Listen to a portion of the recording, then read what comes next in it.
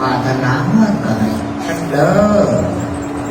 ปรารถนาท้องก็ให้ได้ท้องปรารถนาขอให้ได้อยากเป็นมนุษย์อีกก็ขอให้ได้เป็นแสนหน้าก็ขอให้ได้อยากเป็นเทวดาก็ขอให้สำเร็จอยากเกิดในภพโลกขอให้ได้เกิด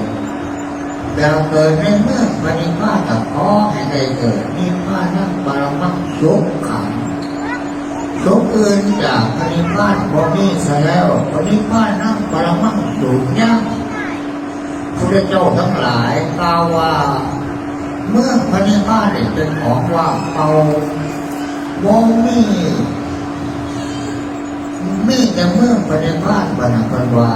เป็นเมืองว่างเปล่าถึงจะตายแล้วไปพลาดนั่งดูในเมืองพระนิพพานก็มีด้วยประการฉนี้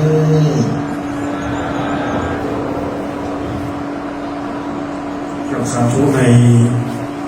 พรอันประเสริฐจากหลวงปู่เจ้าคุณพระมหาศิลาศรีจันโท